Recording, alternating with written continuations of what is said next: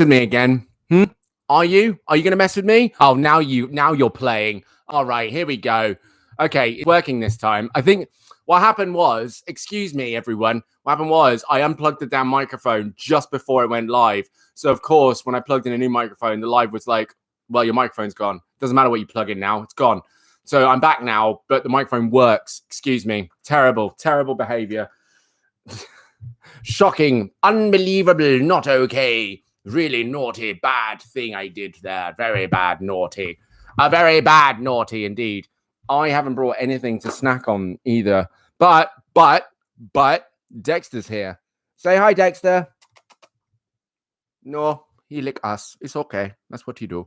Oh, hello. You're new. What are you doing there? Oh, I'm got a mark on my flask. No. Yeah, it works now. Sorry about that, Abby. I thought that, if I just plugged the microphone in, it would work, but no, it didn't. So that was awkward. I don't know why the screen went blank. I unplugged the microphone, the screen went blank, and then it was like, your connection's unstable. I was like, I'm in the ether. What's happening?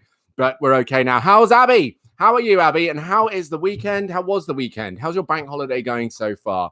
I'm sure it's having massive impact on you because, of course, bank holiday, usually you're, working 9 to 5, doing your thing, getting that money. Working 9 to 5, what a way to make a little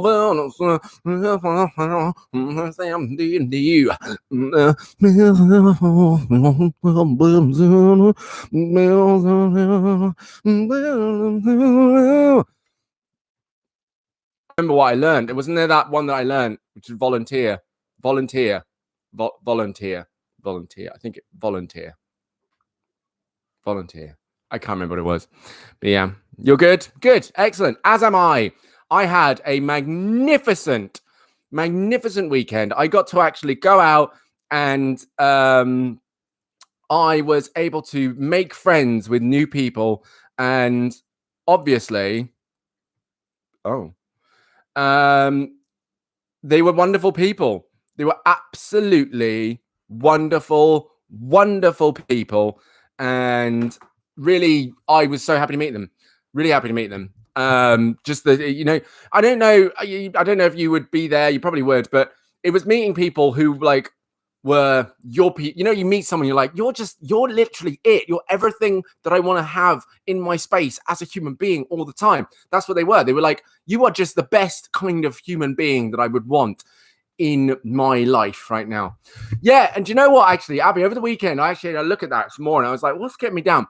And actually, I have to confess, what happened was, I think that I'd reached my limits. So the Thursday and Friday, I think I'd reached my limits with the quarantine, basically, because I hadn't been able to really properly socialize with people. I hadn't really properly got to meet anyone new. I hadn't had a chance to be outside for 3 months. And that's heavy. When you think about it, that's really quite a lot. You know what I mean? So I'm being able to get to that point. Was it 3 months? Has it been 3 months?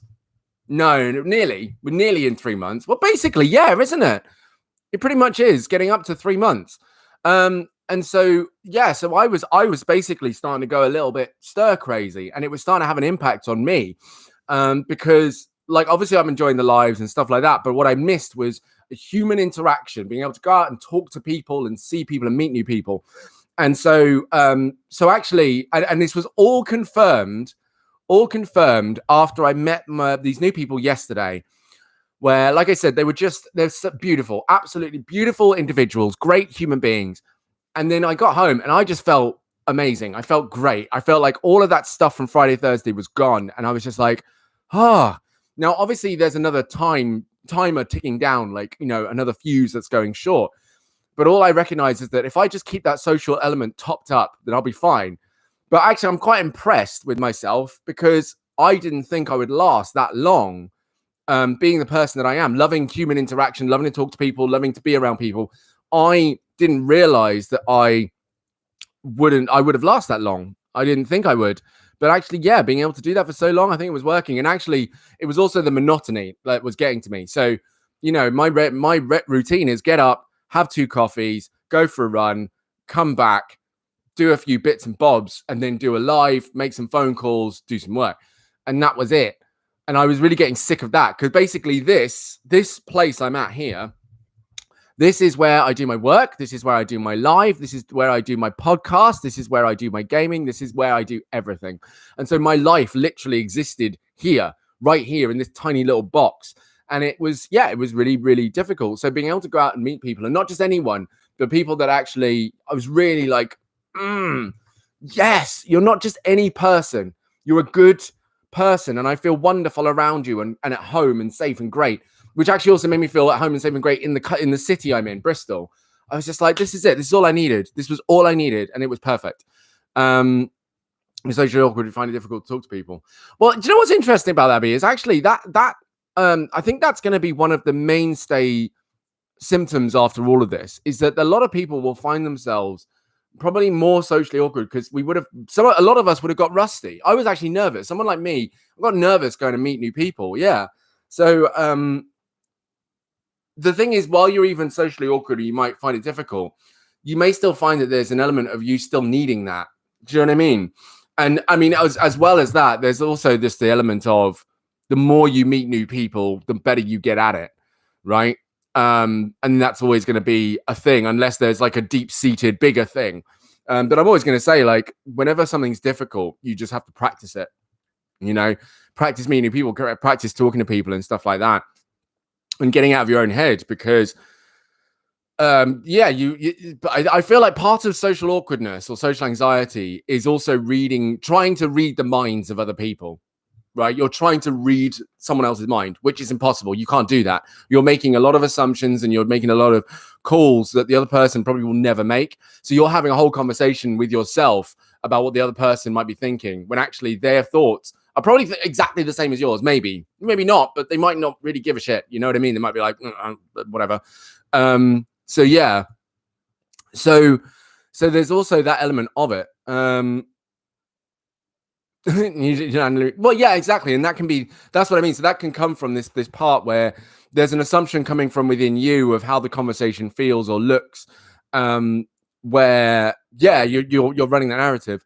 And also that kind of social awkwardness can also come from a place of maybe the practice needs to be following the conversation. Because if you find that you're awkward, it could be that you're having a conversation that no one else is having, right? And you're having a conversation outside of everyone else. You're having a different conversation to anyone else, because you're so worried about saying the wrong thing that you're not paying attention to what's actually being talked about. And you may find that actually there are conversations where you're just like, I don't really want to talk about this. And it's just not important to you. So you just don't need to say anything. There's nothing for you to say. And that awkwardness or that sensation of anxiety can be like, you can put that aside and then go, well, hang on, do I even want to be in this conversation? Can I just sit quietly and listen? Can I just say nothing? Is it okay that I just sit quietly? And if someone says, hey, like, Abby, you ain't said anything in a while, you can literally be like, well, it's because I don't really talk about this much. This isn't a conversation I really partake in, and I'm just learning right now. I'm enjoying listening to this. It's fine. I don't really have anything to add. That's it, But it's that practice of being able to recognize you can say that. And people are surprisingly accommodating when it comes to you just being honest and saying, I don't know what you're talking about. I don't really talk about this stuff very often, or I don't really know what to say about any of this, or I'm just listening right now, because they know where you're at. You know what I mean? Of course, then it's different to you then adding something into the conversation that seemingly will feel like a bit out of left field, and then being like, where's that come from? Right. So yeah. There you go. Yeah, exactly. I don't mind. I just like listening. Like, that's it. Cool. Okay, then. It's just as straightforward as that. And having that awareness of self. But I think the problem is, the social anxiety and social awkwardness, just being able to sit in the reality of, do I understand this conversation? Do I need to listen? And this is honestly communication 101, right, Abby? Like, it is a case of, when you're in a conversation, are you really listening? Yesterday, I know that there were moments where I was so excited. I was the opposite in a way. I was so excited to have conversations that I was aware that there were moments where I would start talking and I'd immediately realize that I hadn't actually been paying attention to what was said. So I started talking and I'd be like finishing what I was saying, all the while thinking, I hope this is relevant to the conversation because I have not been listening. So it's conversation 101. It's communication 101, being able to listen and even ask yourself, do I need to put anything in here? Is it important for me to say anything in here? Do I have anything of value to say in here? And maybe I don't, but actually I don't know. So let me add this in here, and say, hey, this is a thought I had, and just see what it comes out of it. But it's practice. It's constant practice.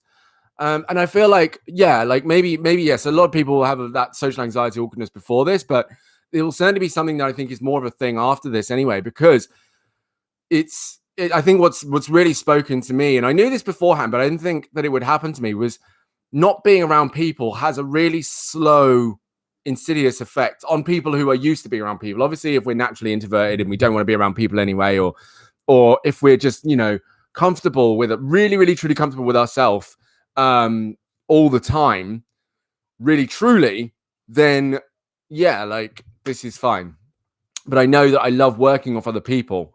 I love being able to see and be in the room physically with other people.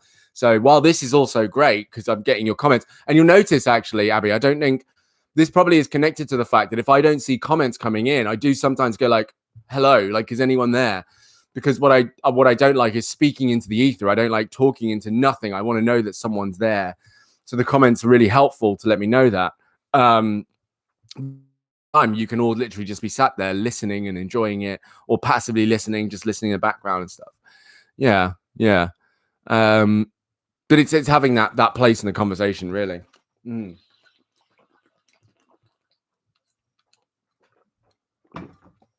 My gosh, it is hot today.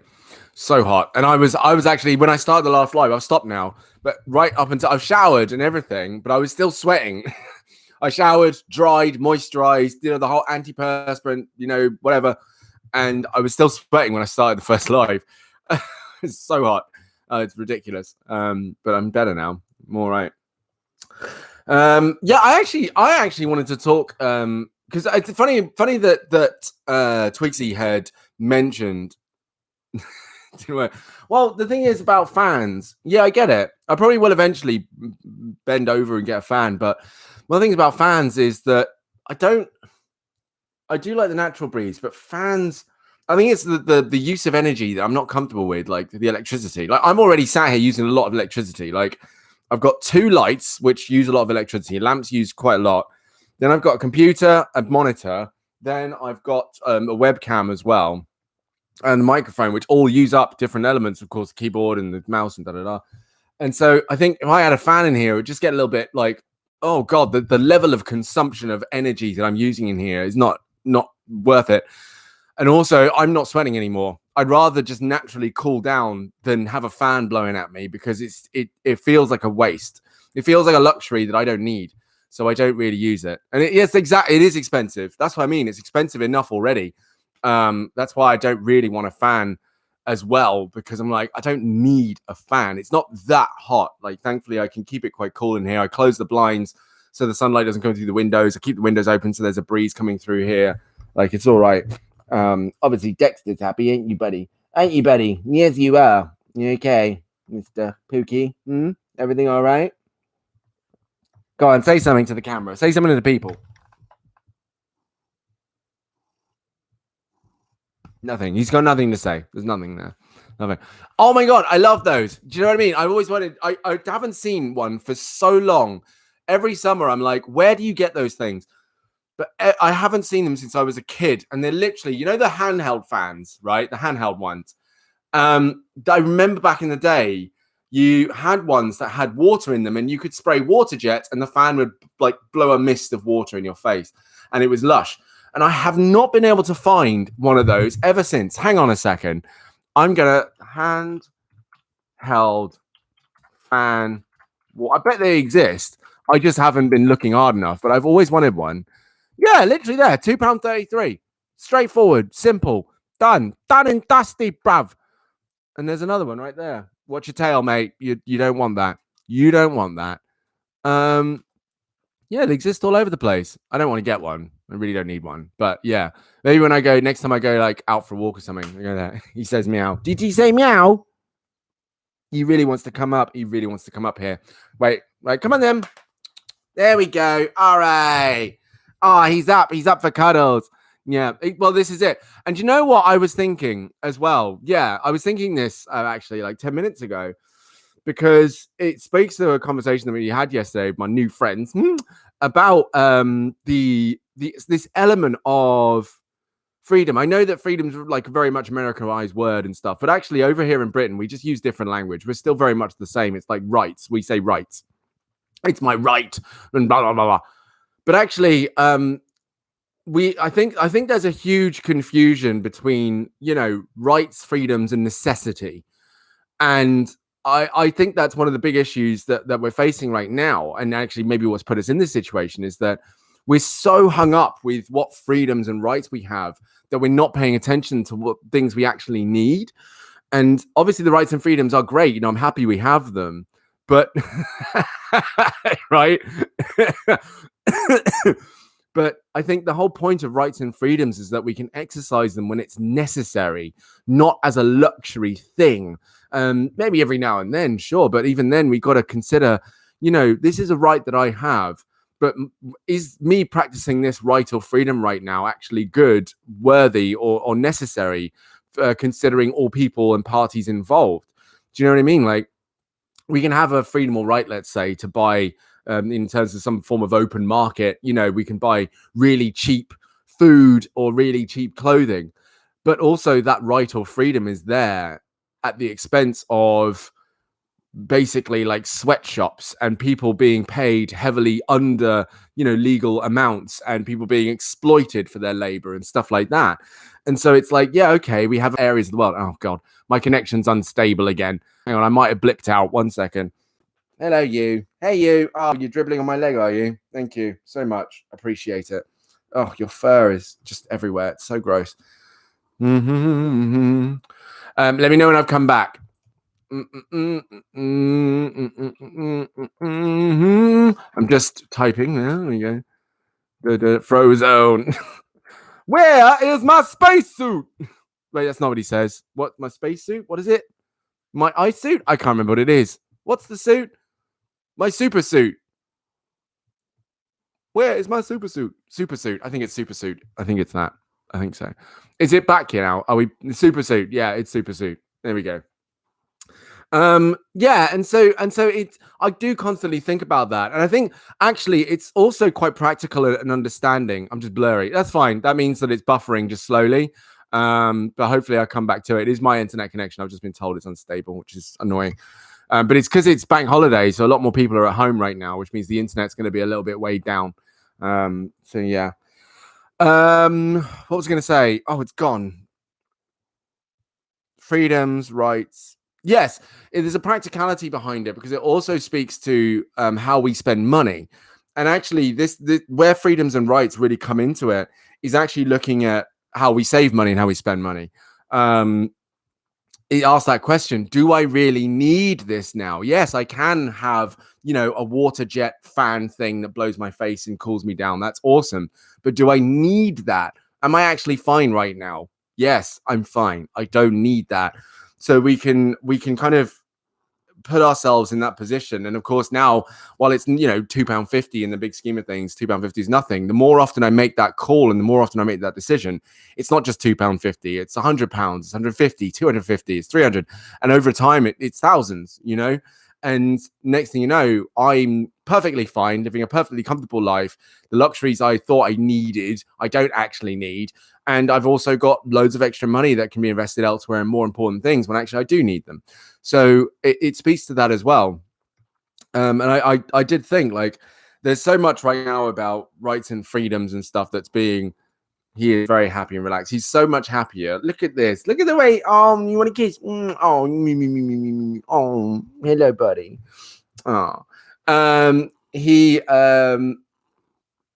There's so much about rights and freedoms at the moment. How dare you keep us indoors and the quarantine's this and blah, blah. Where I think people aren't really putting into perspective the fact that just because you might have a right or a freedom, that doesn't mean it needs to be exercised at every single waking second. And actually, it's impractical. There is nothing that really can be exercised and be appropriate at every single time and second. Sometimes our rights do need to be put into question because it's for the greater good. And we need to question that. We need to make sure we're doing that. Yeah. So going all the way back to a handheld spray fan. No, I don't need it. I want it. It's a luxury. It's a desire. But do I need it? No, I don't. I'm sat here not sweating anymore. I'm perfectly fine in my house. And as long as I know how best and how cheaply to look after myself, then I don't need to spend money on stuff. Sometimes I do look at that differently. Like sometimes I am kind of like, you know what? I do want to buy that. Like actually this morning, I don't need any more clothes at all. I don't. But I found a really cool store online. I've been looking for these sorts of clothes for ages, right? So as we learn for business course, hey, there you go. There you go. You want it, you don't need it. Very good. Very good. Yeah, it's good to remember that. What was I going to say? Blah, blah, blah. Yeah, like years ago, I'm trying to think, like 2016, 17, Zara had a clothesline that I absolutely adored. And it was a lot of distressed clothes. So clothes that like had holes in it and rips and stuff like that. And I loved that era of clothing. I really, really enjoyed it. But it was very short-lived. And I feel it's because it wasn't very flattering to a large range of men out there. And so they just didn't want to wear it. But I loved that time. And there was loads of clothes that I picked up at the time. Some I've actually lost, which I'm really upset about. Some I've not found. I don't know where they've gone. It's really annoyed me. That I bought around that era. And I really want them back. But I just can't find them. I don't know where they've gone. It's really odd. They just disappeared in the move. So this morning I thought, you know what, let me go and find out, because I can't even remember what kind of clothes they were called or what era or what like style or nothing. I can't remember anything about them. So I was really struggling to kind of go, right, how do I search for these clothes? So I did a little hunt and I found a selection of clothes that were, right up my alley. So I was like, okay, I'm going to buy these. And that was a situation where I was thinking to myself, do you need this right now? And I was like, no, I don't. But I still, And well, that's the thing. Yeah, you think it's somewhere in the old house, but I've been to the old house. I've searched around. I cannot find it because I didn't even know where in the old house it'd be. I don't know where it would have gone. And I'm wondering, because at what point did I lose? That's the other thing. At what point did I lose that stuff? At what point? Because I've moved a lot. Like, in fact, I'll tell you now, when from birth, here we go, from birth, I was born in Sheffield. Then I moved to, Farnham. Then I lived in Africa for 3 years in Ghana, Accra. Then I lived in Woodley. Then I lived in Canada. Then I lived in Lincoln. Up in the Midlands. Then I moved. No. I went to Essex. I lived in Essex. No, I lived at Lincoln, then went back to Reading. Yeah. Woodley. Then I lived in Essex. Then I moved to Cambridge. Then I came back to Reading. Then I lived in Reading for quite some time. Then I moved to Birmingham. And then I lived in Bristol. So I've just constantly just been moving around. And I still cannot remember where I've left all those clothes. There are some clothes that I think about and I'm like, man, that was a great top. I love that top. Where's it gone? And it's weird because it's all the same kind of clothes. They're all the similar type that I loved. And they've all just disappeared from my wardrobe. I have no idea where they are. I really don't know. And I'm really upset about it because I loved those clothes. So yeah, I don't know where they've gone. It's annoying.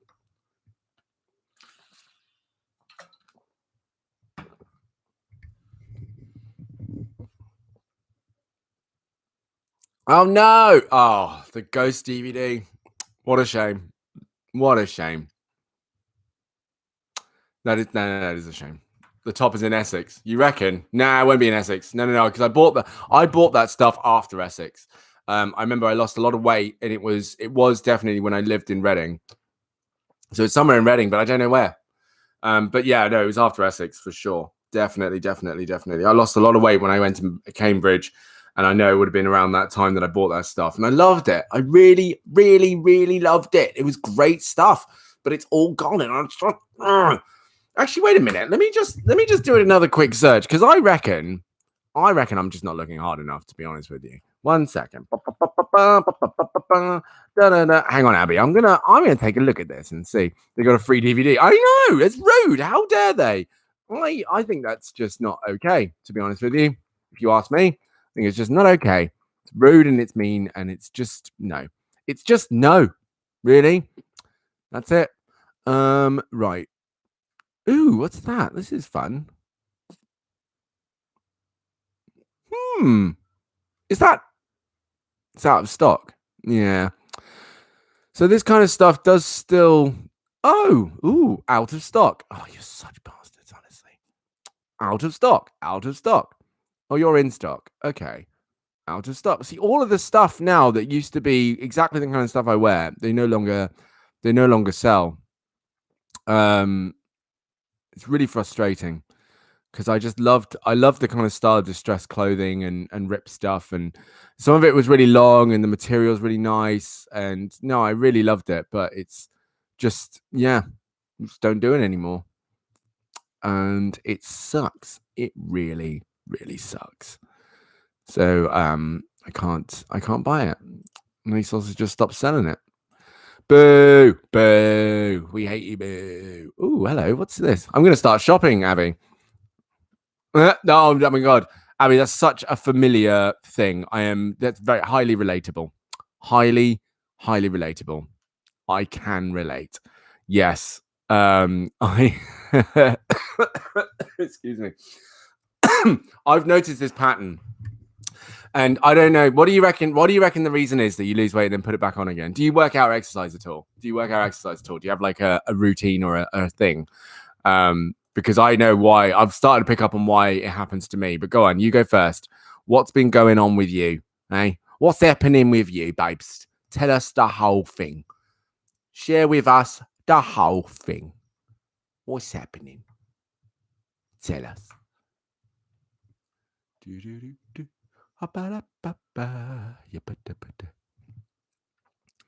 Oh, you walk and lift weights. Nice. Okay. I guess I stop sometimes. Yeah, but it's why I stop. Go on. Why do you think you do it? That's such. You really are a 71-year-old, Abby. That's great. Don't know why the ripped tops and clothes remind me of my mossy clothes. That's literally what my nan would say. I love it. Absolutely. That's hilarious. Oh, you've got a hole in your jeans. Did you fall over? No, it's wicked. Amazing. Oh, please don't tell me you can't ship to the UK. Oh, come on. Don't be like that. Your clothes are great. Hey. There's a t-shirt here saying virginity rocks. That's amazing. Oh, dear. Oh, love it. You have no idea why you stopped. Okay. All right. Well, okay. I'm going to share with you why I know I stop. And I'm now at the stage where I'm like, this time, I'm not going to stop. And I've come across moments where I felt myself about to stop. And I've gone, and obviously, yeah, that's when I put on weight again. So this is what I'm definitely going to do, right? Is basically when I feel that sensation, I've done it before, it's happened recently. What happened in the past was whenever I got to a place, hey to XZ, hello. Whenever I got to a place where I felt like I was like getting there, like I would work out and I'd take a look at myself in the mirror and be like, yeah, do you know what? You look good. Yes. That was like the reward center being like, you've done well. Congratulations. And I have a habit of this in more than one place. So I'm really kicking into it now. I will achieve something. I'll set a goal in my head. I'll achieve it. And then literally I'll be like, well, you've done it now. Ta-da, done, finished. You're done. You don't have to do it anymore.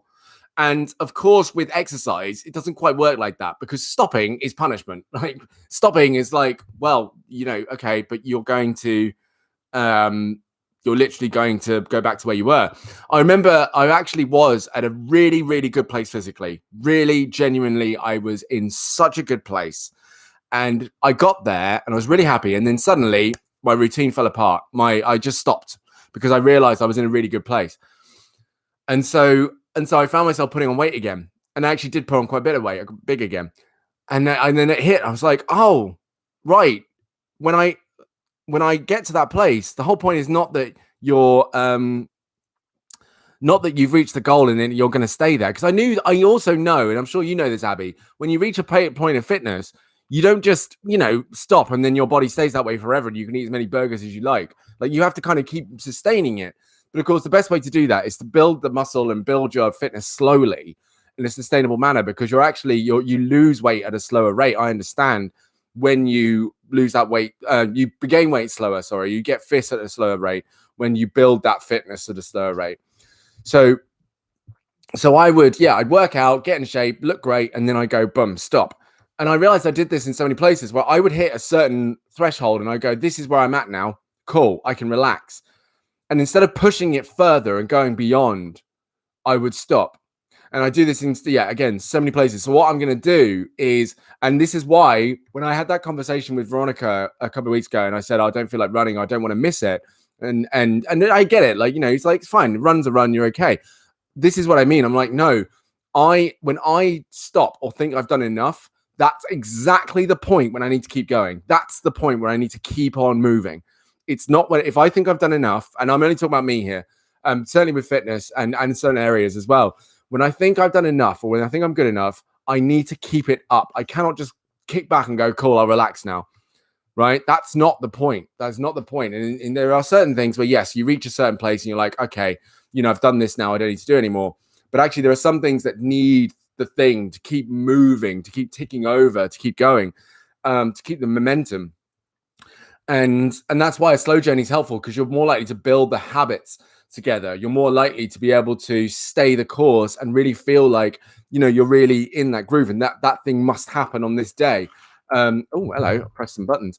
Whereas otherwise, on the other side of things, if you're trying to go like, right, I'm going to run 10 miles a day, every day for a week and stuff, and you jump straight into it, that's going to be a lot harder to move. And also you're going to fall back a lot harder on that. So your habits don't stick as well.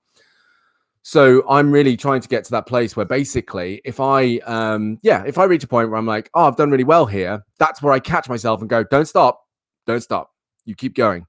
You don't stop here, my friend. You keep going. So I'm really, really making sure I stick to that. Slow journey when you lose weight and quick to put it back on again. No. I think that's the thing. If you're the slower you are at building up the losing the weight, because also what you're working, I think that's the other thing. You're not just working on losing weight when you're losing weight. You're working on your metabolism. Right? You're working on your body's ability to recover. You're working on your body's ability to stay resilient. That's what fitness can be really seen as well. And the slower you do that, the more muscles of all those things that you're developing. So actually, if you continue to drink water and stay in shape and exercise, your metabolism will actually hold on to your natural weight really well. And this is proof of my partner, who obviously hasn't been able to work out for a while. And she's still actually in really good shape, even though she hasn't been working out for the last 3 months. She still is great. Even though she doesn't feel it, she looks fantastic. And it's because she's been working out for a very long period of time and really built up her fitness level. So as long as she keeps drinking water and eating right and so on and does enough, which she doesn't work, then it's fine. So it's making sure that it's a sustainable thing. And if you're going for quick weight loss, like, sure, go for it. As long as you're aware that once you've hit that place, you've actually got to maintain that level of activity to maintain that weight. You can't slow down the amount of activity you do, because you will put the weight back on, because your body's getting used to that amount of energy. It's going, right, apparently you're going to burn off this many. So I'm going to make sure this is stored for you.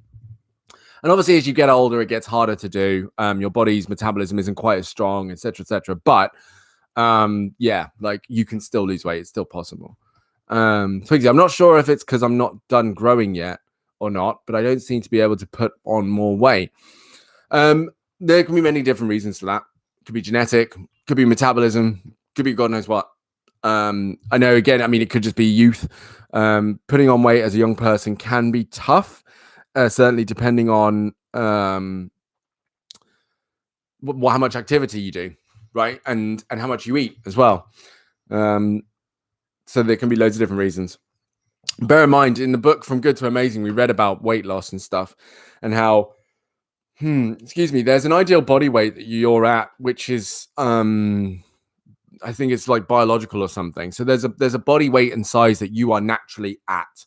Whereas if you just eat the standard amount, do the standard amount of exercise, you just go to that body size and that's it. Whereas there's also a body size that you have in your head, which you also think is more your size. So they come into odds with each other. So yeah, maybe your body's just at that place where it's like, we're not putting any more weight because this is where I like being. This is where I'm at in terms of my metabolism, in terms of what I can process, in terms of what I can do. This is where I'm at. We're good here. If you pump too much more food into me, of course I'm going to expand. But if you don't put, and if you starve me to death, of course I'm going to shrink. But actually, there's a lot of leeway on either side of that where actually I could go either way because this is where I'm at. I'm good. Hello, Veronica. Veronica's here. Welcome. How is Veronica today? How is Veronica doing?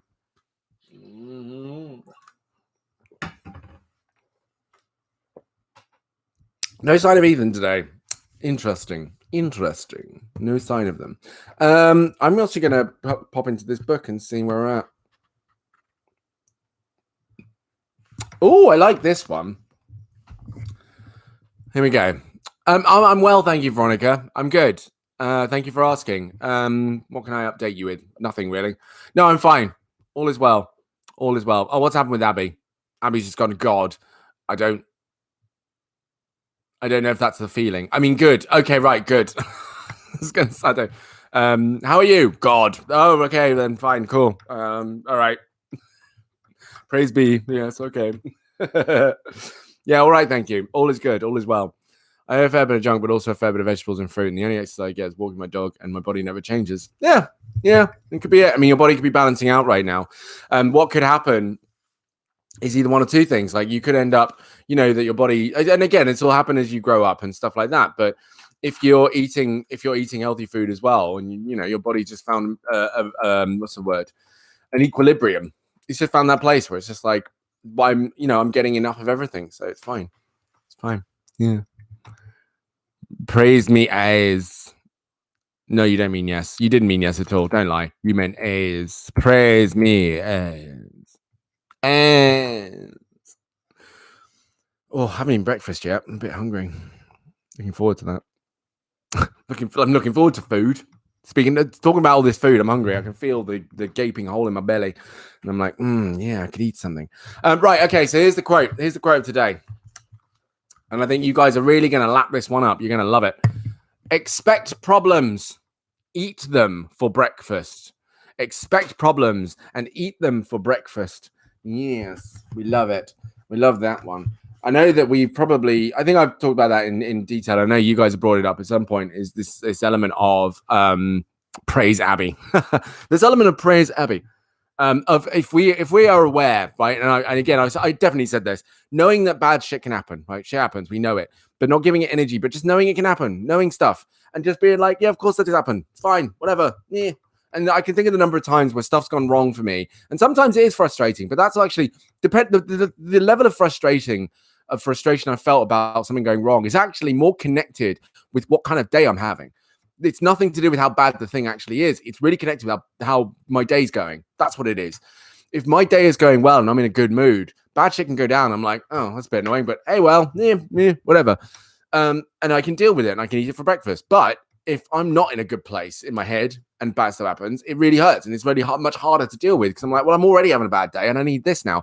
So it's definitely being aware of the fact that stuff will go down and stuff will happen. But that's why it's important for us to be in good moods and in positive places, because at least that way we're better equipped to deal with those things that we're going with. You're already eating breakfast. Rude. How dare you? How dare you? Twigsy, hopefully I'll never change because I'm still learning to love my slightly chubby body. Yeah, good. Hopefully you don't. Just stay the course.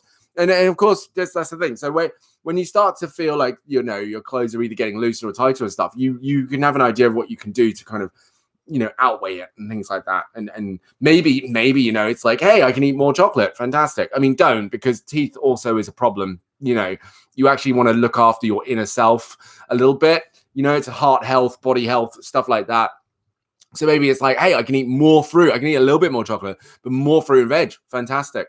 That was a real godsend for me when I stopped eating junk food and I missed it. I realized that it was a whole turnaround of like, I love to eat. I love eating lots. So when I realized that technically you can eat as much veg and as you want. I went to town. I went nuts. I was like, this is the best thing that ever happened. Like, I just stuffed my face full of veggies all the time, and it was great because I was just like, these are like not negative calories, but there's so many, just so much. It's great. It's great. You do have to brush the bones. You've got to make sure those bones stay nice and pearly white. Definitely. Although, actually, this is an interesting one. There is, as we grow older, our teeth will naturally lose that like color, that whiteness. So when like dentists and stuff talk about natural whiteness, if you actually Google the natural color of teeth, it is actually natural for them to start to lose, like go an off-white kind of color, because of their use, right? They will be used naturally. There's also just a yellowy stain color, which would be if you drink too much tea or coffee or wine, red wine, of course, or you're just eating too much sugar, you're not brushing well enough, all that stuff. But actually, naturally, your teeth are going to go a certain off-white color after a certain amount of time. That's just going to happen. And teeth whitening is a what's the word? An aesthetic process that makes it look like your teeth are fine, but actually they were beforehand, most likely, unless you really have like properly like brown teeth. So it's not really a necessity to have like the whitest teeth in the world. Just the little factoid there for you. Where can I get fake teeth so I can super glue into canvas painting of mine and call it art? I'm pretty sure you can just buy them online. eBay. Do you need real teeth or do you need fake teeth? You said fake teeth, so I'm guessing fake teeth, but I'm just checking. What are you looking for exactly, Abby? What do you want? What do you want? What do you want? What do you want? What do you want? What do you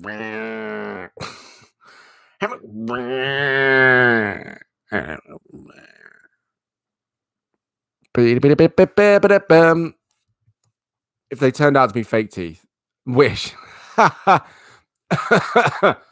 Yeah, Wish is. To be honest with you, Wish is a place I imagine you order fake teeth and they'll be real teeth. That's the place where I imagine that would happen.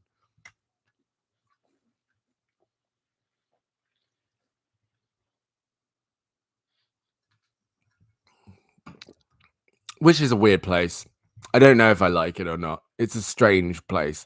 Like, just the strangest things take place on that. I'm gonna actually take a look at it now. Wish.com. It's wish.com, isn't it? Yeah, shopping made fun, but it's trippy, man, because I've ordered stuff from there before, and the quality is, there's a reason it's cheap. Let's be real. There's a reason. I'm gonna look at it now and see what they've got up here at the moment. Shop now. Yeah. Oh, I can use a code. Glad. See, like, what? I love it. They don't even name stuff. They got knuckle dusters up here. For why? For what reason? What is that?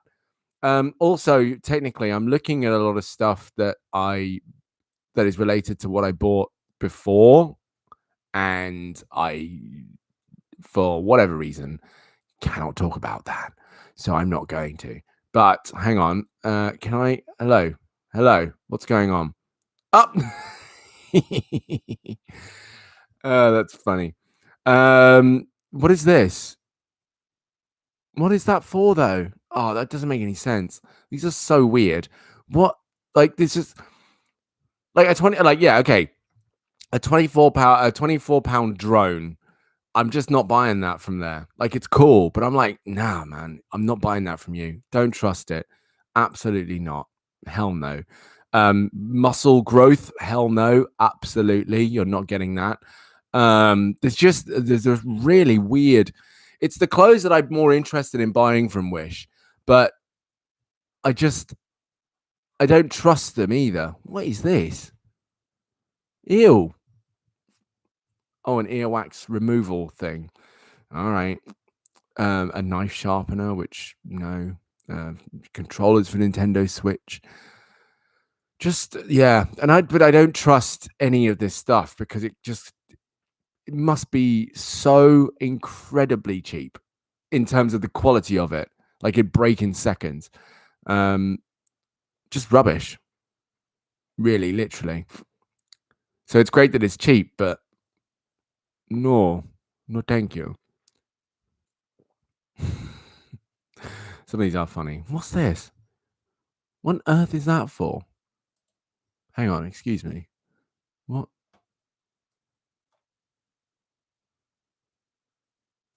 It's like I've just literally seen adjustable magnetic articulator hold full teeth model dental equipment.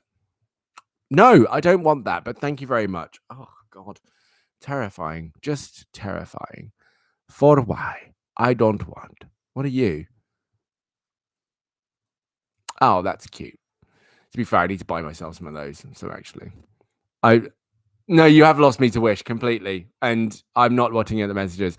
I remember when it started up, I thought it was going to be like the new Amazon, but it's more like a knockoff version of eBay. It really is, isn't it? It's a terrifying knockoff version of eBay. Who want to keep teeth in a jar? Well, some people do. They keep their fancy teeth. Their fancy teeth, It's nice. I feel like the only place you would find real human teeth in the dark web or something. Yeah. Well, obviously also from a dentist, but I don't think dentists sell teeth. That's not it. No, do not order clothes. You would order one and they'd show up and they would be tiny. Yeah.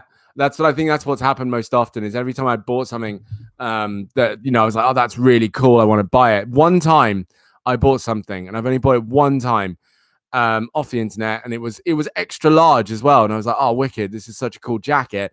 Can't wait to have it here. And extra large. I would have needed a triple or maybe quadruple XL. Honestly, just absolutely atrocious size. Never buy clothes from there. Never, ever, ever. No, thank you. Not doing it. Waste of my time. Some of the things, though, that are so bizarre. So there are some things I'm like, yeah, fair enough. Sure. But, yeah, like, I'm not buying you. No. Pair of trainers for £1 that are supposedly like invincible. I'm not going to trust that. And also, I don't think there's ever going to be a time where I'm really going to be like, hey, you know what I'm going to do? I'm going to run across some broken glass. That's a great idea. Right, what is this? Squishy Colossal Toast Bread Scented Super Slow Rising Toy. Wish is weird. This is where I'm at now. This is it. This is where I'm at. Express local. Oh, local. Use current location. Allow. Let's see. Go on then. Let's see what's in the area. Show me what's around. Yeah. Oh, suddenly it's gotten really like proper household goods stuff. Really just the basics. Like here's a USB slot and here's a Lego set. Here's a watch. Okay. Fantastic. It was clearly basing off what I was previously buying. Slightly different. Dan said, help, my brain is very conflicted. What's going on? Maybe people have stolen things. Well, no. I do think some of these things are like items that people have made ridiculously cheap. Some of them will be people trying to start their own little business in whatever, area. Some of them will be the items that have been rejected from, certain closed stores or outlets and stuff like that. So, yeah, and they're just trying to make a buck. Some of them will be, like products that have been rejected, and therefore they've made all these things. And now, because they've been rejected, they've got all this product that they need to push, and they just need to push it as fast as possible. So they sell it real cheap and just, get it, take it. So I imagine some of it probably is all right, but it's a gamble every time because how can you know, right? But go on, your mind's conflicted. Talk to me. Tell me your name. No, talk to me, Twigsy. What's up? Say things. By the way, met someone over the weekend and we did social distance. We went to a park where there was loads of people. It was great, actually. There were loads of people, but everyone was social distancing. We were literally away from each other. We were all of us separated. Did kiss a dog. Dog kissed me first. So let's be chill with this. But then, and afterwards, the dog loves me. But then I realized actually that was really stupid because they were like, hello, there's a virus going around. Don't kiss the dog. So, yeah. But we had a picnic and we chilled out and it was lovely. And actually, one of the people I went to see also came out as non-binary. They actually did say, like, and they're in their 30s and they were like, yeah, been dealing with this for a long time. And I decided, and I met them yesterday. I didn't know who they were. I met them yesterday. We've been talking on Instagram for a little while. Yeah, and there was a couple and yeah, they knew my partner. So yeah, we met up and yeah, they were non-binary. And they just like, yeah, it's been a real challenge, real tough stuff to deal with. But I'm really gonna sit in that and own it and make that my thing. I'm like, cool, okay then. Yeah, but yeah, what were you gonna say? Go on, the identity issues. Talk to me. Talk to me. Tell me your name. Why I just it's always the way I always have to say it. Go on. What's your thing now? What's your thing? Don't talk about me, about you. What's your thing? Say it. Blitz buy. What does that mean? Spin to see your bonus. I don't understand.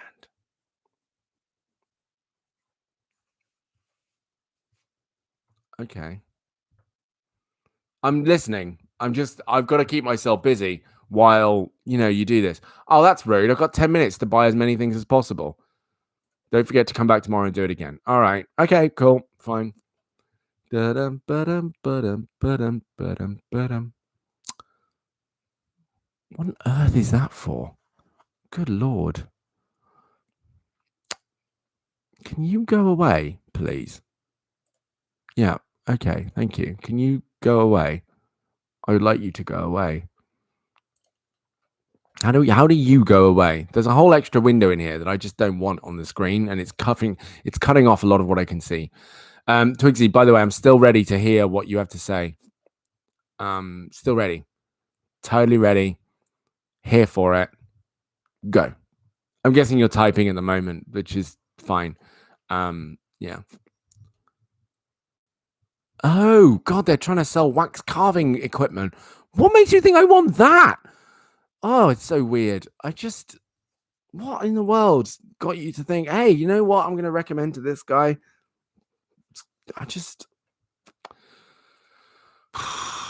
No. What are you? Ew. Do you know what? I don't need 10 minutes to decide that I want absolutely none of this, so you can piss off. Here we go. All right. Okay, I see it, Twigsy. Here we go. No, there's no X. It wouldn't go away. There's no X. I wanted to try being non-binary, but then in the back of my brain, I'm like, yeah, well, but what if you're wrong? And I'm probably just obsessing over gender again. So, okay, but here's the thing.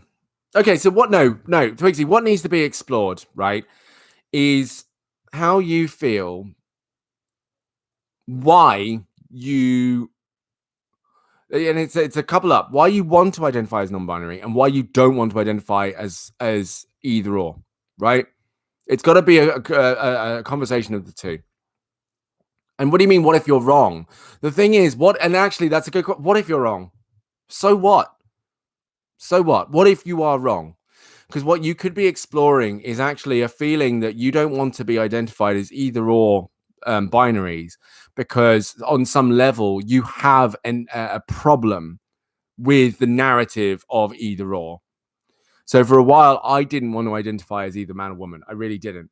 But actually, I looked at it as a case of that's because I have a personal issue with what I've been told it means to be a man. Right. So I had to kind of continue to avoid it. And I got offended when people called me that and stuff. And I used to get really upset about it. But then I realized it's because my perspective on what a man was not great. Men had not put themselves forward as very positive beings in my life. My dad's great. I love him to bits. He's amazing. But actually out in the world, I was like, men are, in my view, and what I'd seen, men are pretty shit. So I didn't want to be associated with it. So I tried to get away from it. But actually, I realized that actually me identifying as a man doesn't mean I'm one of them. So it's also that area. So like, if you're wrong about being non-binary, you're still you. You're still Twigsy. You're still you in the capacity of your values, your wants, your desires, your goals. You're still who you are. That doesn't change. The question is, what does non-binary actually do for you? As long as it's a walking towards and not a walking away from, that's the important thing. Because if you're walking away from something, then actually that suggests that maybe you haven't investigated fully exactly what it is that you're walking away from. And also, walking towards something is a positive thing.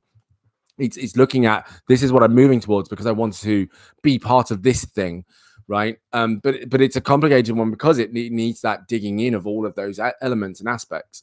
You say, I guess I want to identify as non-binary because it kind of feels like it just fits and it would let me be more of myself. Okay. All right. So then, yeah. So what exactly about, and let's explore it. What about identifying as man or woman doesn't work for you? What about it doesn't work for you?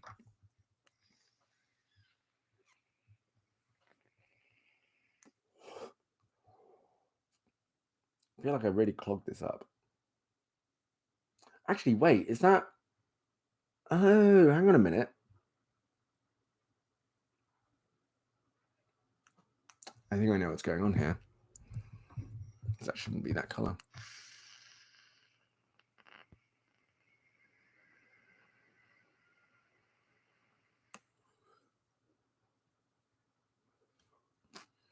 My vape is getting really, like... In fact, I might do a quick Google on that. But keep going. Explore it. What is it that you don't want to identify with? One of the reasons I'm conflicted is because I kind of want to just chill out and be a girl for once. Like, I'm cool being called a lesbian, but the thing is, that's about it. I don't understand why it should.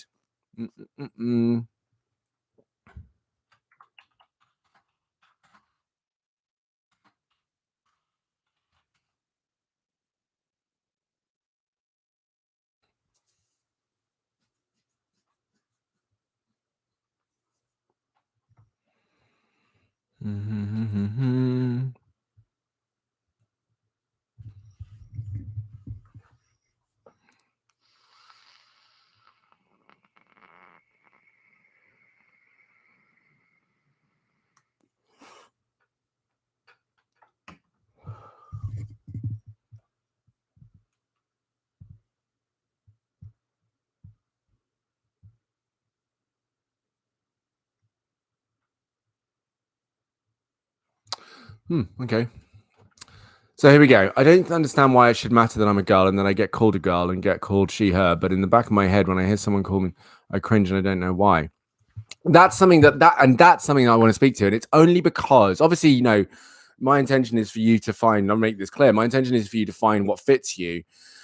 But the element that could be a part of cringe could be the fact that it doesn't suit and it feels unnatural. It doesn't feel like you're connected with that. But that lack of connection could be an element of what you see a girl to be. And no, sure. And I get it. But I'm not saying that, you know, there's what you're doing is there's something wrong with how your relationship with being a girl is, but it's just a case of it's worth exploring those things just to be sure that you're picking at the non-binary element as a move towards it's going to make me more comfortable like you are. So actually, again, then going back to you, but what if you're wrong? But if the thing is, you don't know that. You can't say right now. Everything you're saying is that actually this feels like the right thing to do. So how can you be wrong? Right now, I think this is what's important. Is right now, Twigsy, this is what you need to identify with. This is what everything's telling you to do. So what standard, what metric is there of right or wrong here when actually on a feelings level, this feels like the right thing to do, right? And actually, in my view, being non-binary is actually the lack of obsession over gender, in that it ignores the construct. It's just like both of them are ridiculous. Both of them don't make any sense. Both of them are arbitrary. And so I'd rather be in a place where actually those things don't exist, right? So yeah. And so yeah, the question, but what if I'm wrong, or you know, I'm assessing my gender again? Both of these things are like, yeah, but that's why you're picking non-binary, because so far everything else says that the way that you have been being a girl, right, and being related to as her, she, is uncomfortable. That does feel wrong because you cringe. That does feel wrong. So this you're wrong about, right? So that's why you're like, well, that's why this is the right thing to do. That's why I need to do this. And that constant like going back to it is a sign that you're actually instinctively wanting to go to it, right? Yeah, there you go. Yeah, you kind of it uplifts off the expectations and stuff like that. You know, it completely gets rid of that thing. But I think again that's the thing, is it comes back to, and this is a conversation actually I didn't get to have with my friend yesterday, but I have said to them, like, I really want to be able to talk about this, right? Is I'm wanting to identify with non-binary in the way that it's something of itself and not an extension or anchored off another thing in any way, shape, or form. Right? Non-binary is literally its own place where there is no gender, basically. Gender does not exist in a way, right? And it only is, it's only present in an expression, in the way that I express, right? So today I'm going to decide to wear something a little bit more masculine, then tomorrow I might wear something a little bit more feminine, and it jumps around. Because gender has always been a costume, effectively. Gender has always been a drag. Gender is drag, right? That's literally what it is. And so we've been able to dress up in any way and present ourselves in any way that we like, present ourselves, whatever. And so gender becomes a parody of itself when people take it very seriously. It becomes a caricature of itself. So being non-binary is basically a place where it's like, I get that those things are caricatures. I get that those things are arbitrary. I get that those things are made up, and I don't want to exist in either of those things.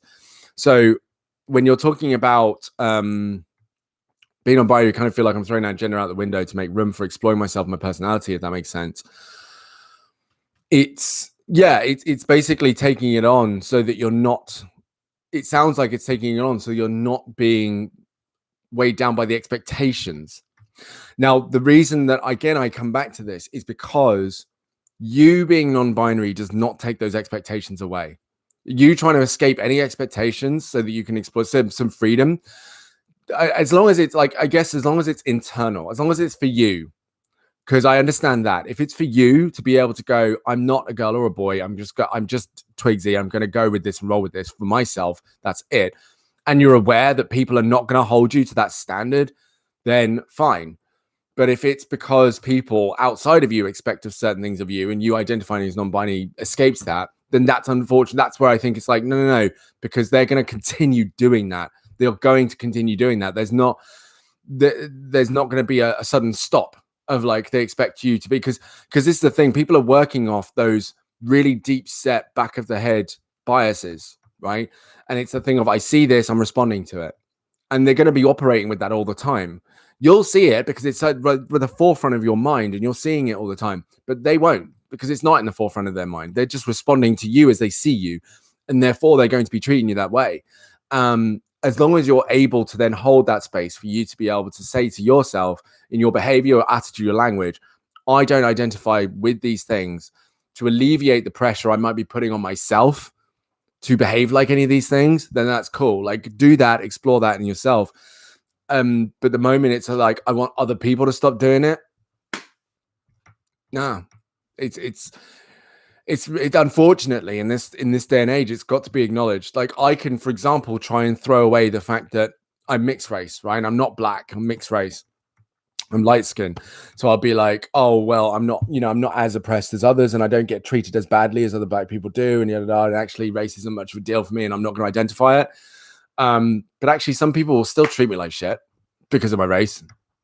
So to them, it doesn't matter. And I still have to accept that. I still have to deal with that, whether I like it or not. People will still talk to me like I'm a masculine macho man because I'm 6'4" and I'm quite large and athletic, but I don't identify like that at all. But I'm aware when people will treat me like that. So I'm like, okay, cool. But let me get this is wrong, you know?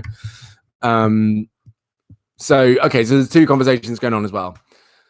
So in acceptance, I mean, also cringe when my brothers call me their sister. Yeah, I don't know. I mean, my parents want me to be just myself, and they think that they know I'm a girl and always will be, which is why if I am non-binary, then it'll probably be a pretty long time before I come out. That's what I mean. It's harder because they think they know you're a girl and you always will be. Does that make me feel conflicted? Yeah, Dan, it's mainly internal. Like, a non-binary is just the thing that lets me be me. There's that sort of, I don't want stereotypes on me in the background, but that's not the main reason. Okay, sure. All right then. Masco man, yeah. You're right, exactly. It's a whole song. I think, yeah. Twigsy, just dive in and try it on. And again, there's no need. I think this is the other thing, and this is something. This is a conversation that I've seen having now. No one's entitled to your identity. No one's entitled to understand your identity or know it. You don't. I understand that freedom of coming out and is necessary, and I'm not saying understand it like from the actual level of having to do it, because I've never had to do it. So I understand that it's necessary, and being able to like keep it in and hold it in from all other people's expectations, and being able to say to people, hey, look, this is how I would like you to treat me. Definitely important, without question. But also at the same time, it is also not everyone's business to know how you identify yourself, right? Because actually, funny enough, as non-binary, you can go out there and present yourself to the world, and people will have. And this is the truth. Again, being real honest with you, the person I met yesterday who came out as non-binary, I didn't actually assume that of them until they said it, right? And it wasn't any of my business to assume anything of them until they wanted to tell me how they wanted it. So I ran with what gender I assumed of them and ran with it, were fine until they said it. It wasn't like, hey, just so you know, stop saying this, They were just like, in the conversation, which was relevant in context, they said, I'm actually coming out as non-binary and And of course, from that, it changed. But they had no obligation to tell me anything until that point. They had no reason, right, to have to share anything with me. They could just be, because they had that comfort in themselves to be able to just be. Obviously coming out is still a big deal. Obviously coming out is still important and necessary, because it's that sense of, I really need the world to accept me for who I see myself as. And that I can't really ever speak to, because it's something I've never had to do ever. But but it's still something that I recognize can be possible, right? For you to just practice it and go with it, for sure. Whoever you are, Twigsy, if you're ever in need and you can rely on me. Oh, that's sweet. Yeah. I am the friend mum or the grandmother mum. You're the auntie. Well, at least, for I understand it, you're the auntie. Auntie Abby. It works as well. Auntie. Because traditionally, auntie's the one that you go to and you're like, oh, you're feeling bad because your mum and dad have been like shitheads and stuff. And you're like, I'm going to talk to cool auntie who smokes cannabis and listens to rock music and is very liberal and kind of pretends she's a witch sometimes. Because she's liberal. She doesn't care about anything. She won't care. I'm going to talk to her. Auntie Abby. Yeah, see? It doesn't work, doesn't it? Auntie Abby. I like it too. Guys, I really need the toilet. I've guzzled the water down, so I need to do that. Hang on one second.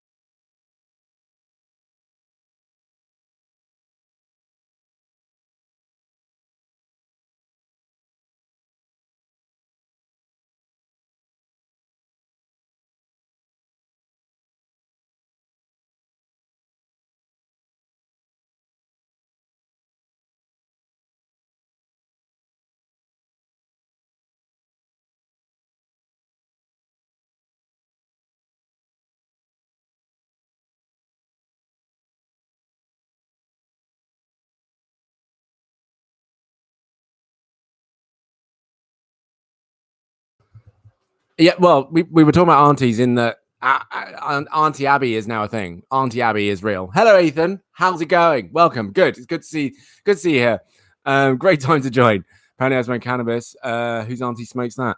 A lot of people aunties probably smoke cannabis, and they're witches and they chill and they're like, they have like 10 cats but they're super chill and they're like super liberal and they understand all your problems and they let you sit and they'll let you try like whiskey for the first time. Auntie Abby. I don't actually have an auntie like that. I'll just let you know. But it's like a traditional thing. It's just, that's it.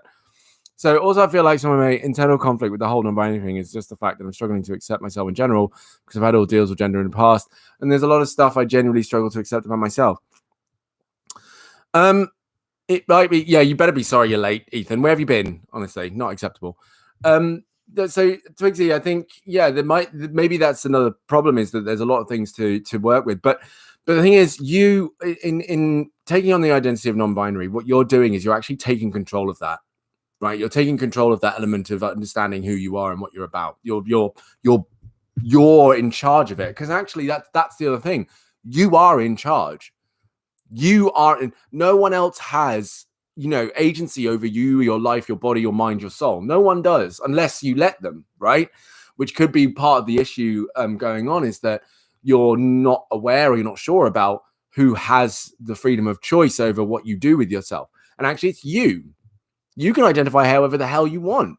You can, however the hell you want, right? As long as it suits you and you can find yourself a suitable lifestyle and go along with it, like, then fine, identify however you want, right? And you can tell yourself, like, I am a good person, because you can come to the place where it's like, the life I have right now, the life I have and the way I'm going with it, is it all good? Am I happy with the way I'm going? Yes. Did I create that? Yes. Am I a person then that actually is able and capable of making me happy? Yes. Is that a good thing? Yes. Like, there's loads of little things, and of course you can certainly pick at things I don't know about, right? And other people don't know about. You'd be like, oh yeah, but this happened, and blah blah. But those things have only been difficulties that have brought you some form of awareness in regards to the kind of person that you could be or have been or don't want to be or whatever. But actually, in terms of what you're doing with yourself right now at this time, you've actually, you've got friends, clearly, you've got a YouTube channel which is doing really well. You've got this wonderful sense of self-awareness, and you've got this wonderful grasp of identity that you're working through. You're really doing it. And this is a lot of things that a lot of people don't get to grips with. So actually, for you, there's a lot. There could be a lot to love. And again, like I've said before, it's also about weighing up the elements of things that are great against the things that aren't great, and not giving the things that aren't great so much of our time. Because we could say everyone makes mistakes. We're all flawed in some way. Nobody's perfect. Da da da da. So actually, this is a great, and if you're in a good place right now, Tweety, that's a great opportunity for you to say, that's because I'm in charge.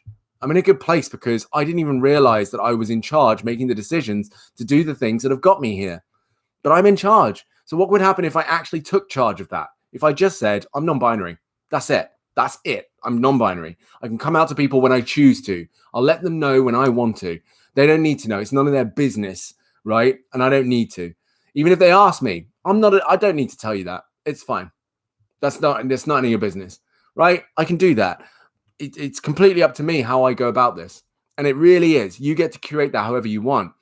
And again, the questioning of, am I obsessing about gender, and what if I get it wrong? We've already said you can't be getting it wrong, because clearly this is something you really want to identify with. So that doesn't say that it's wrong. Sometimes when we have that instinctive feeling that goes on for a long period of time of, I want to do this, I want to do this, I want to do this, that means we want to do that thing. We want to do it, right?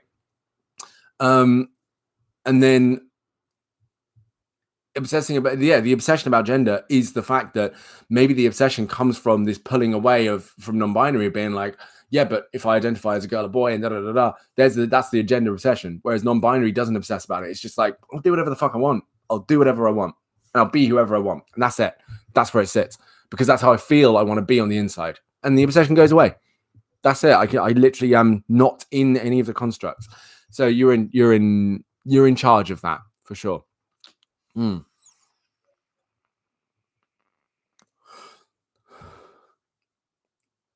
You haven't seemed off yet, Ethan. There was a really bad bike crash in Bloxham, and I have this weird feeling like someone I know is involved. Oh no, hopefully not, man. That would suck. That would really suck. Yeah, that really would suck. Yeah, do you know how to get in touch with them or speak to them at all?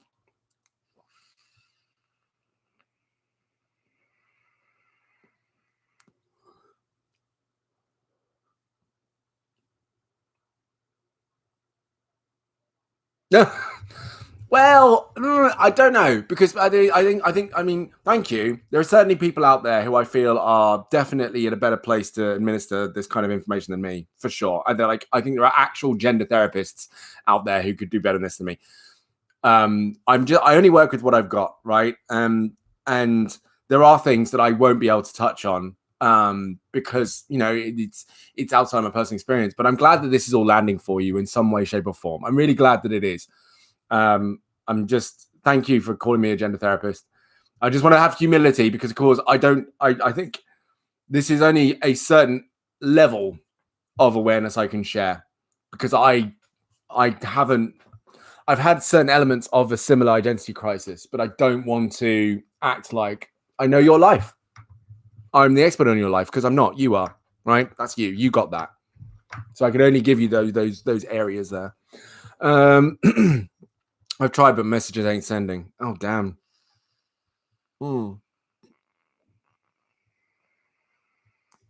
Quack quack. See that, and this is another thing. Like I never forget when that absolute prickhead Piers Morgan was making a joke about how he identified as a penguin and stuff, and I and I was like, but then everyone's laughing and making a joke out of it. But I was like, yeah, but the point is, he could actually do that. He could genuinely identify as a penguin, and the only question would be then, if you are a penguin and you feel like a penguin, what environment do you need to be in? Because clearly, in a newsroom, probably ain't it. You're probably not a journalist because I know penguins don't really do that kind of stuff. You know, that's not their vibe. So I don't quite understand that. You know, even and then that's what I mean when I can't stand the man. But the whole point of identity and identifying and so on is that you feel a certain way, and it's a reflection on how you want to be treated, the environment you want to be in, and yada yada yada, and so on and so on. So I was thinking to myself, but if you want to, and actually I always thought it would be so funny, and I'm upset that he never said it, or they, I don't actually know, but the person being interviewed, I would have loved it if when Piers said, well, I identify as a penguin and da da da, I really wish someone would have turned around and gone, great, you know what, if you identify as a penguin, that's great.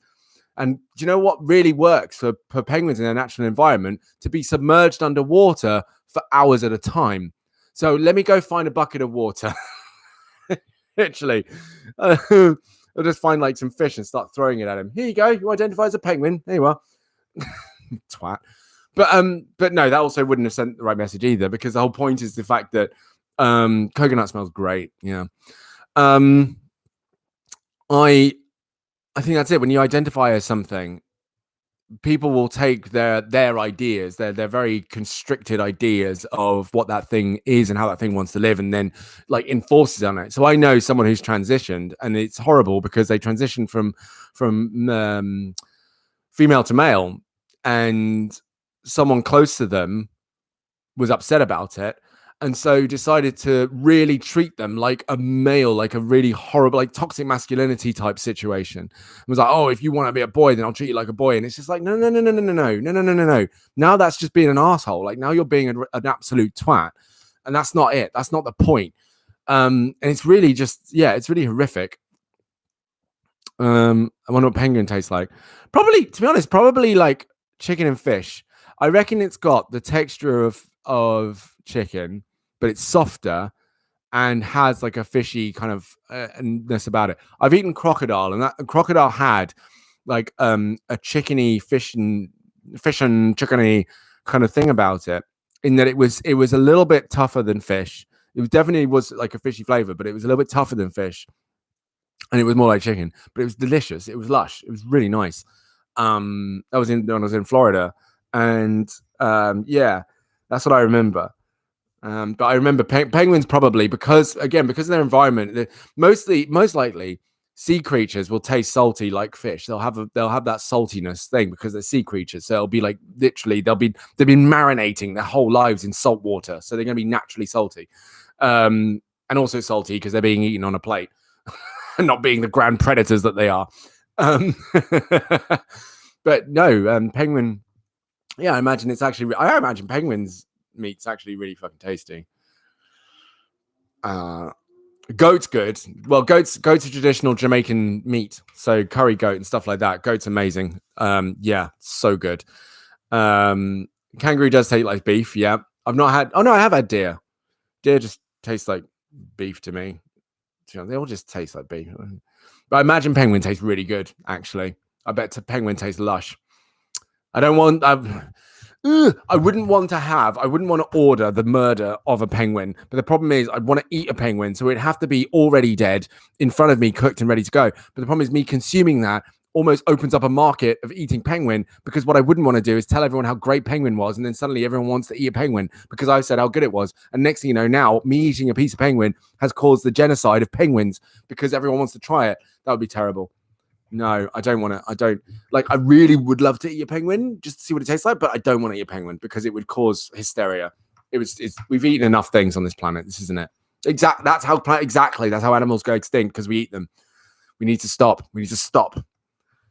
This is a very good argument for veganism, I have to say, but no, I'm not a militant vegan, but I just, again, this whole thing of we just need to eat less. That's it. We need to eat less meat.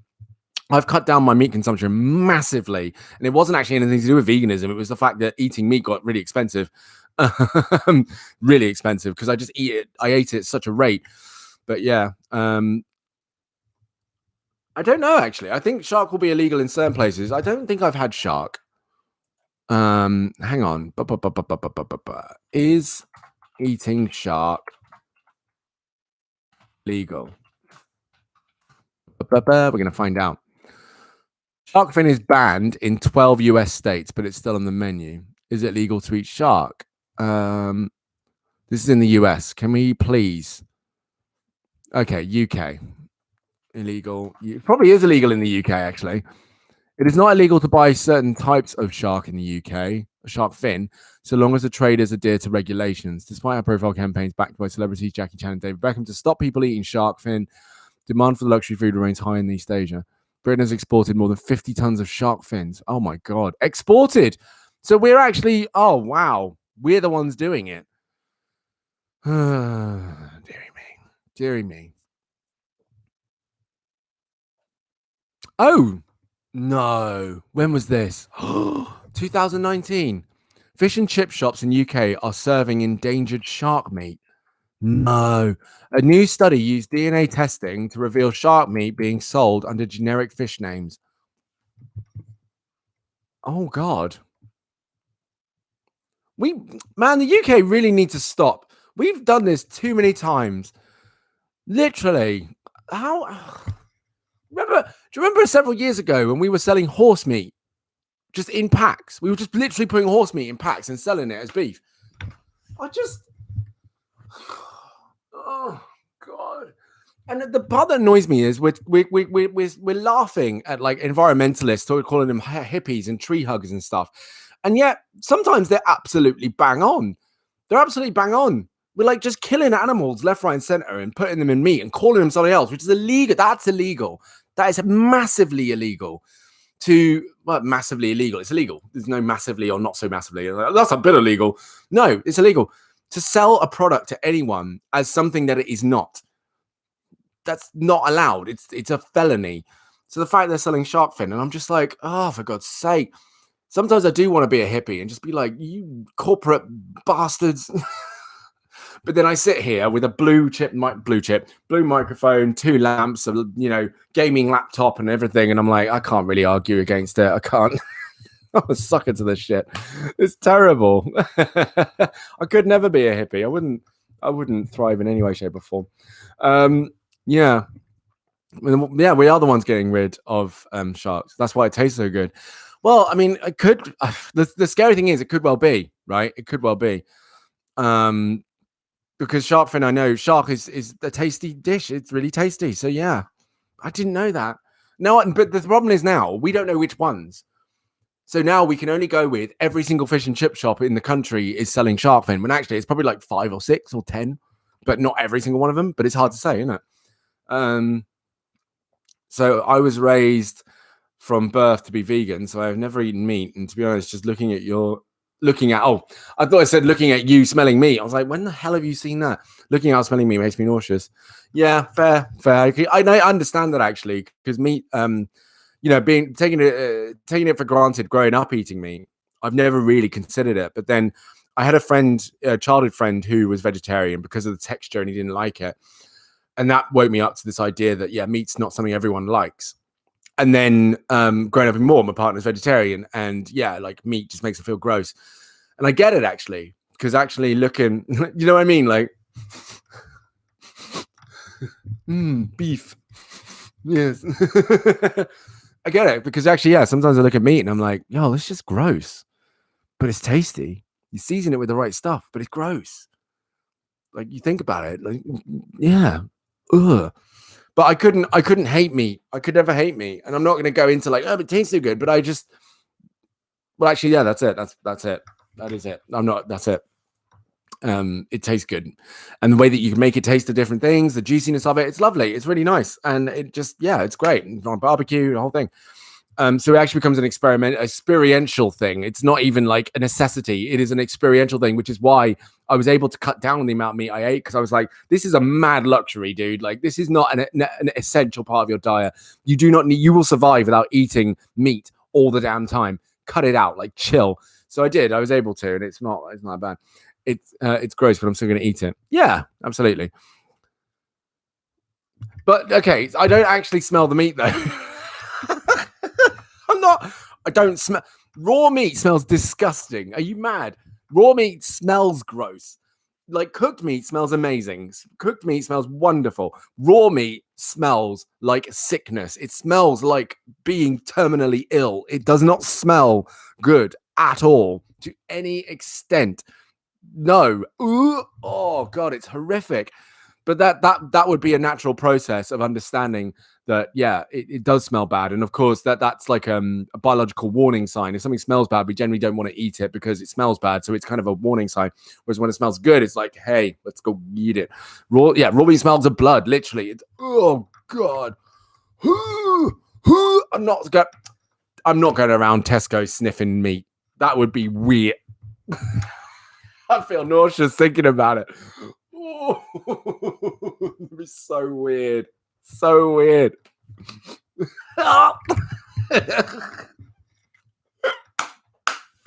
It's nasty, man. Like, going into the fish section of any like Morrison's and stuff and just smelling it.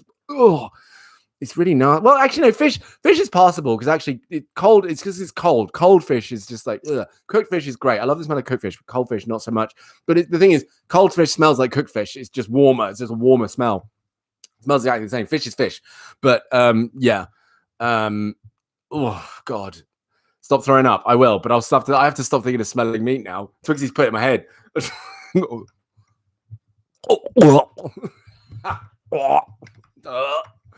Disgusting. yeah I might actually throw up. I might.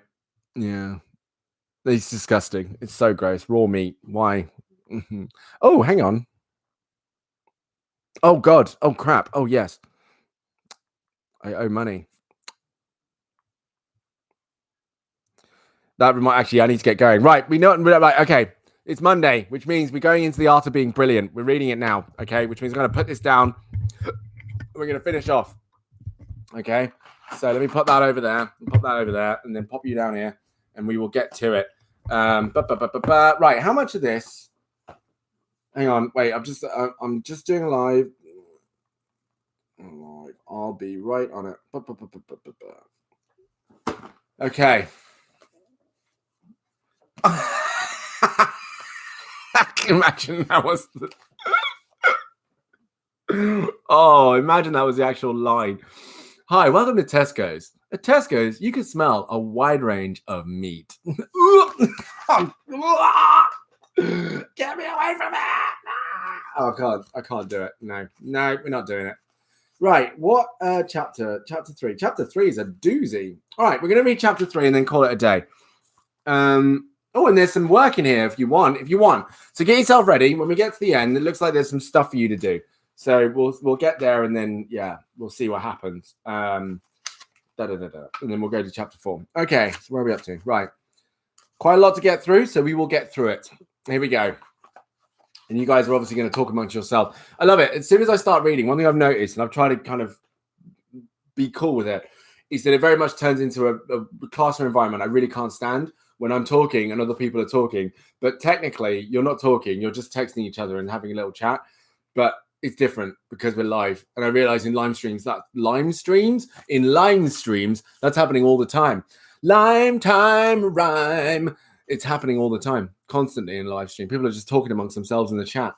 It's weird. Right, okay, so here we go. Chapter 3, some of the people, some of the time.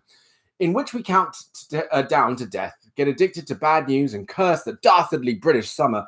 Michelle has a baby and we learn why positive thinking has such a bad name. Oh, and we sneak in the most unacademic phrase in the world ever. Willy-nilly. It was Benjamin Disraeli who originally said, lies, damn lies, and statistics. Apparently 86.72% of all statistics are made up on the spot. And you can twist statistics to make anything seem true. Here's one. Fact. Men with pierced ears make better husbands. And apparently, probably, it's been referenced, probably because they've bought jewelry and experienced pain. Our purpose is not to marinate you in data or drown you in statistics. Rather, our aim is to simplify the theories and bring them to you in a no-nonsense manner. Big words are great, but they've never changed my life. So simple things that I can actually put into practice have changed my life. So please excuse the simplicity of what's about to come. It's deliberate. So again, we go back to this. Remember the two percenters who can be happy all the time. And then there's the middle thing, the mood hoovers down here. So most of us live in that area. Yeah. Let's go back to the diagram again. Most people nestle comfortably in the bottom third. There's a set of invisible forces dragging us down. We count down to Friday in what Robert Holden called destination addiction. We're eager to hurry life along towards something good that lies in the future, the end of the day or the weekend. Or you might have a holiday booked in 3 weeks and someone asks you how you are. Only 3 weeks to go. If you know a teacher, they will probably be able to tell you exactly how many days they have until half term. Some can tell you the hours and minutes, sadly. Let me make this abundantly clear. None of us has enough weeks left on this planet to count them down, wishing them away. I call it stinking thinking. I mean, hey, we even call ourselves the human race. How fast can we live it? We're always on the go. There aren't enough hours in the day. Busyness has become a mantra for success. To the typical greeting of, how are you? We now reply, oh, keeping busy. It's worth taking a moment to think how faulty our thinking is. If life is a race, I don't want to be the first over the finish line. And here's an interesting thought. What if the real winner of the human race is the one who comes in last? Me? I'd much rather hang back and milk it a bit. Maybe put a grin on my face as I wave to the crowd and I'd walk the last bend, enjoying every moment. And it's this different perspective that gets you a much better result. What if your aim wasn't merely to survive the week? Because the more you think about that, the more ridiculous it becomes. What if your aim was to enjoy the week? Or what if your primary reason for getting out of bed on Monday morning was to inspire people? We only have to switch on the news or glance at a newspaper to find permanent doom and gloom. Switch on your TV and you'll find something horrific on the news right now. Is it any wonder society is stuck in this negative rut? I'm typing this particular paragraph on a gorgeous June day. I switched on the TV this morning and there was a huge sun in the middle of the weather forecast GB map. And the map was red, indicating even hotter than yellow. Great news, I thought. Bring it on. But at the bottom of the screen, there were the words severe weather warning and the web address of an NHS Direct hot weather helpline. And the forecaster drew our attention to this with his cheery words. Anyone worried about the hot weather should log on and seek advice. I was amazed that anyone should be concerned enough about sunny weather to be driven to seek government advice. So curious, in fact, that I logged on. Just in case anyone was wondering what to do in the UK when the sun shines, here's the official government line on how to keep cool on a hot day. Wear shorts, drink lots of water, stay in the shade, do away with your duvet and sleep under a sheet or blanket, take a cold shower. Whew.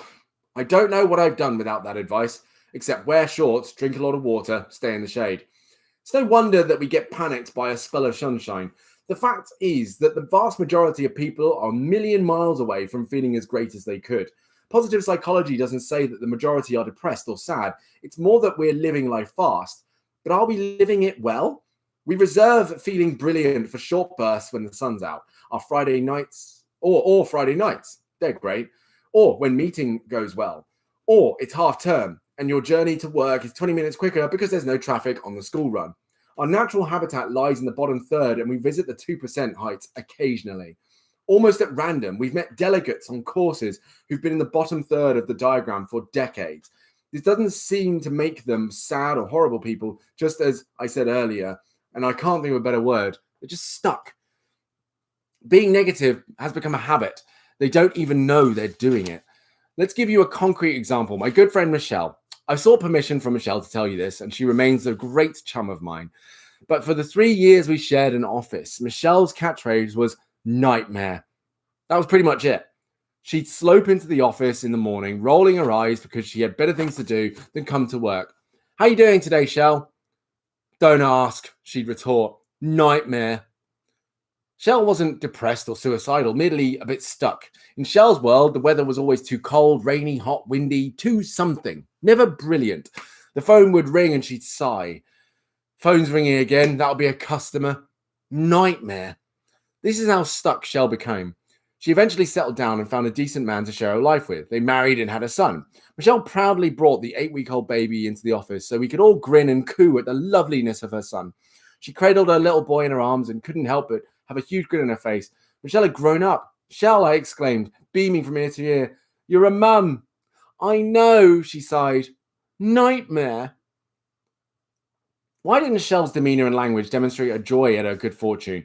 It brings me back to the word stuck. It's a safe bet that you know some good move hoovers. If you bought them flowers, they would grumble about having to get a vase. If they won the lottery, they would grumble it wasn't a rollover. If you saved their life, they would grumble they now have to carry on paying tax. What do these simple examples tell us? That Annie and I know loads of dysfunctional people? Maybe, but more likely that we know loads of normal people. That negativity comes naturally. Why is that? What are the invisible forces pushing us down into what Alex Linley calls the curse of mediocrity? We could give you a whirlwind tour of the evolution of the human species. We can argue from the viewpoint that we are pre-programmed to be negative. For negative, read cautious and pessimistic. We've evolved as a species because we're survivors, and we've survived because we've been cautious. Darwin's survival of the fittest is quite closely aligned with survival of the most careful. We call it defensive thinking. So in modern society, negativity rules. We could blame the media. It's given that if you switch on the news or pick up a paper, then doom will prevail. We could point the finger at other people, the mood hoovers. You might even have married one. It's hard to feel inspired if the people around you are having a nightmare, and then there's weather and the traffic. But let's not pull any punches. Let me give it to you straight. The biggest reason why most people are millions of miles away from feeling brilliant is that it's easier to be negative. In fact, it takes no effort whatsoever to conform to normal. And if normal means we gripe about the traffic and about the latest restructure at work and the economy and the state of national sports team and the weather, then so be it. We like to fit in. It's so easy to be negative and focus on all the bad stuff in the world. Please compose yourself before reading the next sentence. Being positive is not easy. Simple, but not easy. I added that bit in because we talked about that. It's considerably more challenging to be upbeat, happy, and positive. And because it's hard work and it takes practice, most people can't be bothered. Our message is, let's get bothered. There's nothing more important than you'll ever do than spread positive, upbeat, energetic, passionate vibes. You'll feel better for it. And crucially, those around you will respond in a positive manner. We're promising that if you learn to be a 2%er and then do it for the next 30 years, it will change your life. You will get markedly different results in terms of relationships, career, happiness. Just about everything you do will yield better results. But when you do it as a positive human being. But there's an even better challenge ahead. A challenge so exciting that it makes my skin tingle. Or is that just my dermatitis again? The real question is, over the next 30 years, how many people can we take with us? How many people can we influence in a positive way? How many can we inspire? Boy, that sounds like worthwhile work. Let's go back to those who inhabit the rarefied atmosphere of the upper 2%. They're only human, so they experience downtime, but their natural habitat is close to the upper reaches of how fab they can feel. They have energy, positivity, radiance, often wear a smile. They're great to have around because they light up the room. So that leaves us with the original question. Who the hell are these weirdos? I mean, positive people. What do they do that makes them so happy? And what can we learn from them that we can actually put into practice in our own lives? It makes me smile when delegates on courses come up to me in break time and nod sagely. This is just about positive thinking, isn't it? It's just glass half full stuff. Absolutely not. In fact, in some quarters, positive thinking is seen as cloud cuckoo land. Barbara Ehrenreich's fab book, Smile or Die, neatly argues that the current financial crisis has been caused by positive thinking. And it's easy to agree. Banks were lending money willy-nilly, not bothering to check if people could actually afford to pay it back. and we were borrowing it. Property prices have always risen, so let's be positive and assume they will forever. Whoops! And on a more local level, there's another example of positive thinking gone mad. I cringed when I observed a session in a school where the trainer whipped the teenagers into a frenzy of thinking that they could be whatever they wanted. They all whooped with joy as they stated their ambition. We had dozens of astronauts, professional footballers, and brain surgeons. And this was Doncaster. Sorry, Donny, cheap gag. There's nothing wrong with ambition and dreaming big. In fact, we actively encourage it. But the art of being brilliant isn't really about positive thinking. It's much more subtle than that. The brilliant Zig Ziglar sums it up well in this following passage. Just what can positive thinking do? To be candid, some people have given positive thinking a bad name. I can't stand to hear some gung-ho individual say that positive thinking, you can do just about anything. If you think about that for one moment, you recognize the absurdity of it. As a ridiculous example, I'm a positive thinker, but I can never slam dunk a basketball or perform major surgery, or even minor surgery, on anyone and expect that person to survive. Nate Newton, the 300-plus pound lineman for the Dallas Cowboys, is positive, optimistic, and outgoing, but he'd be a complete failure as a jockey or a ballet dancer. It's safe to say that positive thinking won't let you do anything. However, it's even safer to say that positive thinking will let you do everything better than negative thinking will. Positive thinking will let you use the ability that you have, and that's awesome. It works this way. You can walk into a dark room, flip on the switch, and immediately the room is lighted. Flipping the switch did not generate the electricity. It released the electricity which had been stored. Positive thinking works that way. It releases the abilities that you already have. Now, that's something which we can concur. Our final thought in this chapter goes to a great quote that seems to sum up a lot of thinking about young people nowadays. The world is passing through troubled times. The young people of today think of nothing but themselves. They have no respect for parents or older people. They are impatient. They talk as if they know everything, and what passes for wisdom with us is foolishness to them. As for the girls, they are forward, immodest, and unladylike in speech, behavior, and dress. Hard to disagree? Except that this quote is from a sermon preached by Peter the Hermit in AD 1274. Sees that young people have always been frowned upon by an older generation. Maybe it's not the younger generation that needs to change. Maybe it's us to chill out a little bit. Okay, so here are some questions that you could, of course, look at some point if you want to. Check out the questions below. Is that actually it? Yes.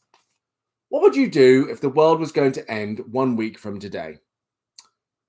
Jump ahead to the end of your working life. Reflect back on your career. What are the 3 most important lessons you've learned, and why are they so critical? Number 3, think of someone who inspires you. What exactly do they do that makes you feel so brilliant? Number 4, who are you at your best? Number 5, it's your 100th birthday and there's a big family party in your honor. Someone is going to stand up and say a few words about you. What would you like them to say? Number 6, list 10 things you really appreciate, but that you take for granted. And number 7, what are the most important things to have emerged from answering these questions? So I'll finish off there. I'll be done. So that is another chapter from The Art of Being Brilliant. Don't worry, Twigsy, you can always come back and check this out. But of course, I do hope that everything's going well at your house. I hope that everything's going, well, will go well eventually. It doesn't sound like it's going great at the moment. But yeah, hope things start to clean up a little bit. It doesn't sound great. But you can always come back and rewatch these. Always come back and rewatch these. But that concludes this episode. Twigsy, I do wish you the best. Hope everything works out. We'll touch base tomorrow at 12 p.m. But until then, have a wonderful day. Enjoy the sun as best you can. Enjoy your time as best you can. And I will speak to you all another time. Dab on the haters. Hashtag we are not part of the peak. I must dab first because I make sure that's a thing. Dabbing out. I'm going to type it in the thing here. Oh, God, hang on. Not part of the... Oh, no. What am I doing? Not part of the peak. There we go. I'm trying to hoover. I haven't tidied my room at the speed of light. Oh, God. Okay, then. Oh, well, quickly, tidy your room. Go. Tidy your room. Tidy. Clean. Make it all happen. Hope it all works out.